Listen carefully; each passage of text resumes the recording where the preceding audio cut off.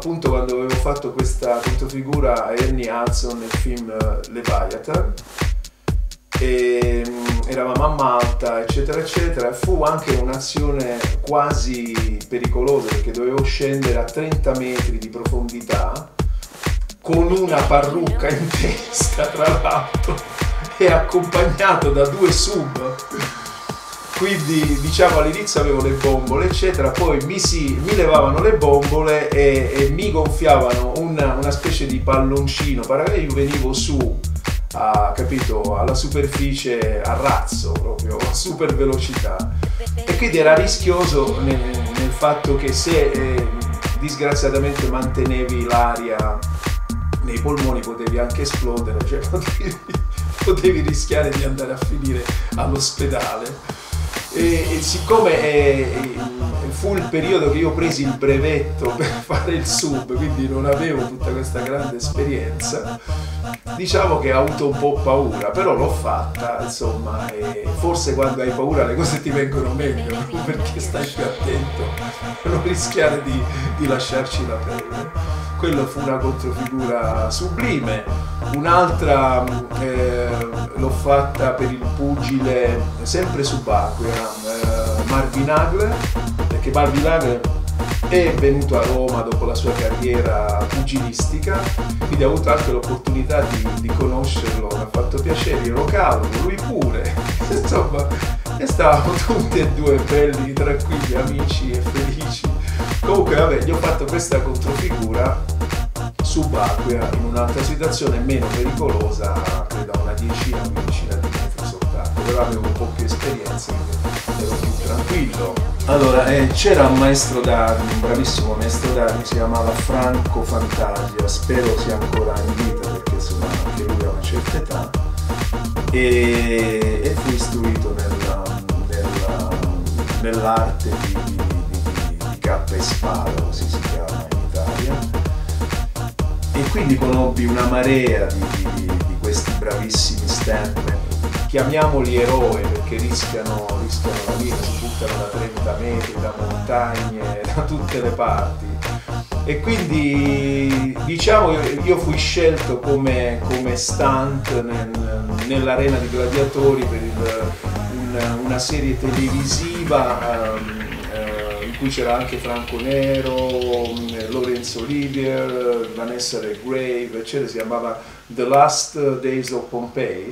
gli ultimi giorni di Pompei, e niente, siamo diventati quasi amici con tutti, e di anno in anno ci siamo visti in vari film, in vari sequel di azione,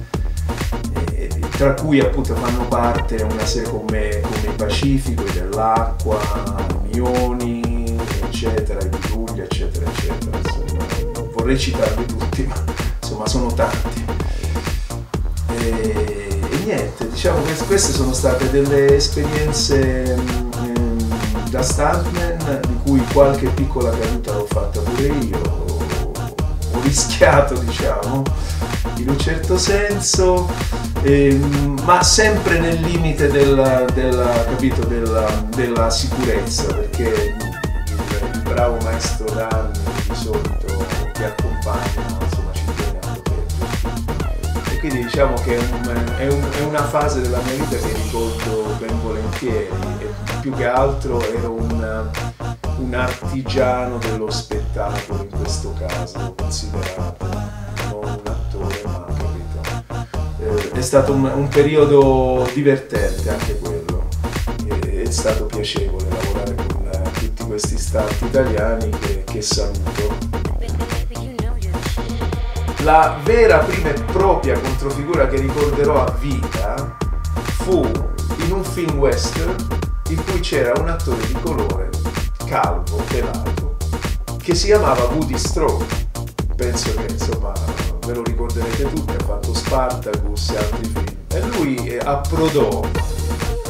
nel cinema italiano, periodo della cinecittà hollywoodiana come la chiamavano, si facevano 500 film l'anno, e quindi il western era esploso, il famoso spaghetti western, e lui si stabilì in Italia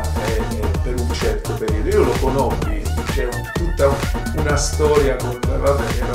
ero giovane, con la moglie che lo rincorreva la sera che arrivava tardi, eccetera, come si dice, col mattarello, eccetera. E quindi,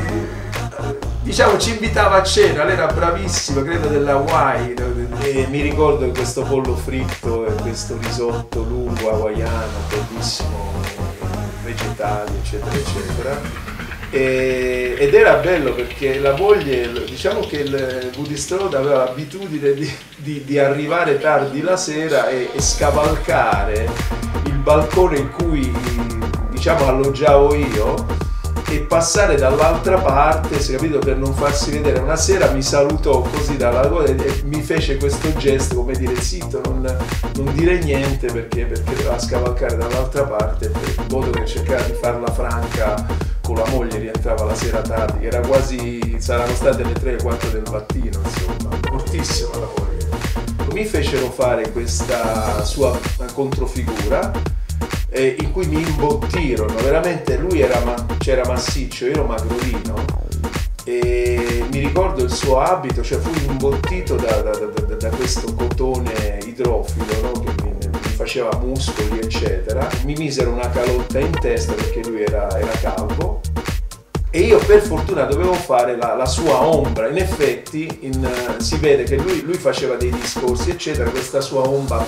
si inquadrava l'ombra che parlava, e quindi diciamo che aiutava molto vedere questa figura o da dietro, da lontano, eccetera, che si muoveva, che era lui.